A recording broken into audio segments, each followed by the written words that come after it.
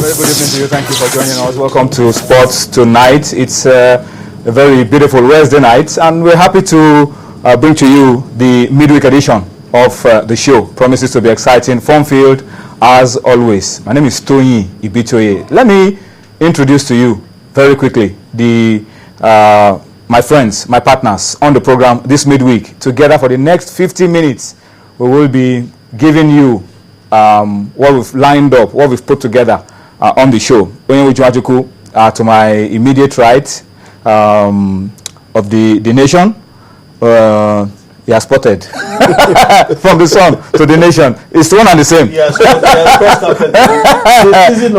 cross carpeting. It's not only politicians who move from one end to the other. He has spotted. This is the journalists also. This is the transfer window. We are allowed to move. Yes, we are allowed to Coaches move. are moving, Yes. improved pay. In fact, at the time, journalists will start negotiating for sign office. Oh, You know, Mm. you have about 3 suitors, and I'll go for the highest bidder. Anyway, it's good to have you on Sports Tonight. Thank you very much. I'm happy that you are here, and of course Tunde as well. Tunde, good to have you on Sports Tonight this Wednesday. Thank you very much. All right. So there's a lot to talk about on the program today. Let me just tell you this very quickly, that the second half of our show today will be a preview of what will be happening about this time tomorrow. In case you are wondering what will be happening tomorrow. Tomorrow is January 9. And we've been talking about January 9 for a very long time. I mean, January 9, 2014.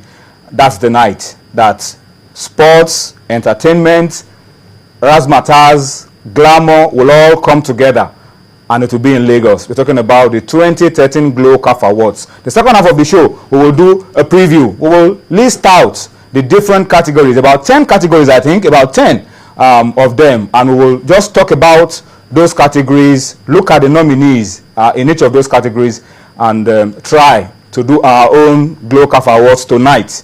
Pick awards, pick the winners, and we will also want you to also join us in picking winners. So we started the show by asking you to be a part of what we're doing tonight. Let's make it as interactive as possible. You can also join us in picking those you feel are deserved winners of the different categories of awards listed by CAF for the 2013 Glow CAF Awards. And you know how to do it.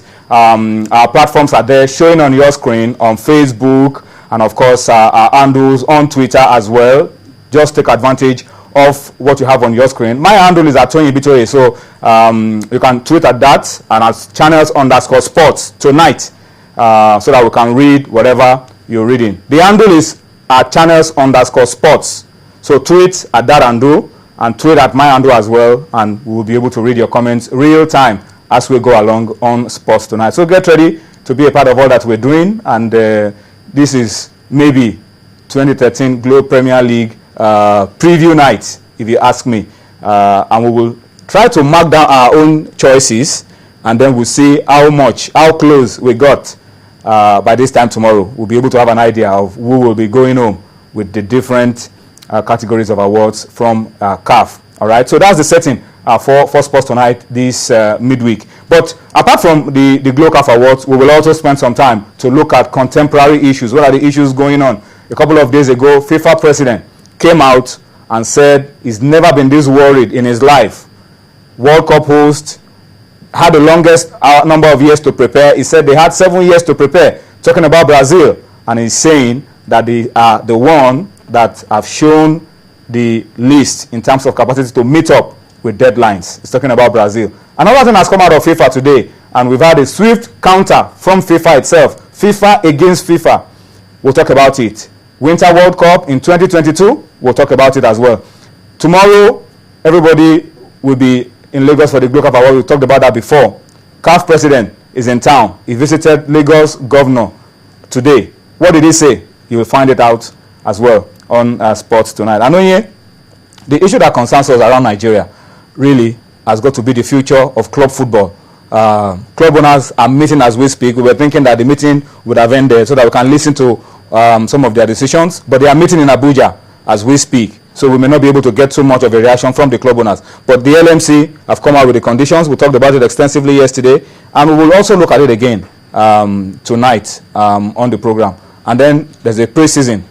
The top 4 clubs that will be representing us on the continent will have to come together in Abuja. We'll talk about all of that as well on Sports Tonight this midweek. So please, we are in for a swell time, and we ask you to please flow along with us. Let's enjoy Sports Tonight together, and I'm sure that by the time we're wrapping this up in the next 48, 49 minutes, you will have thoroughly enjoyed every bit of the show.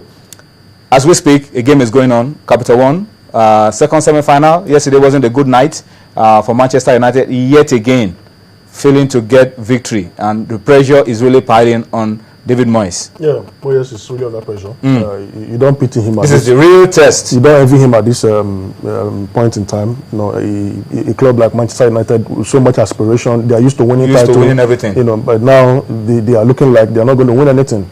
You know, so from the first leg, the game they played yesterday, it was quite sloppy.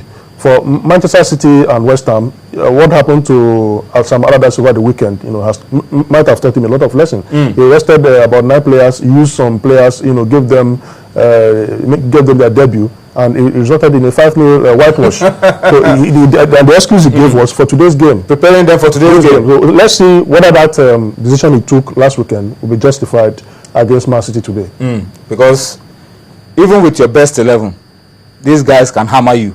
That was what many people were saying. With your best 11, these guys can take it out. Those who have suffered 6-3 will tell you. Those who have lost 8-0. Those who have suffered 4-1 will tell you. At a venue where they turn into a virtual footballing abattoir. So it's always going to be difficult for anyone going to the Etihad Stadium. And I think Sam Allardyce has every right to be particularly cautious at that venue. But let's just hope that maybe they can, get a decent result at the Etihad Stadium, because this Capital One Cup semi-finals, 2 legs. Over two legs. It is not so United can still overturn that over. Most definitely.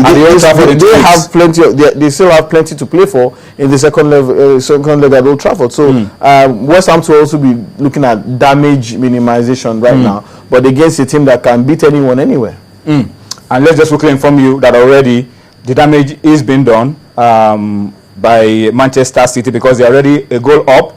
Just 12 minutes.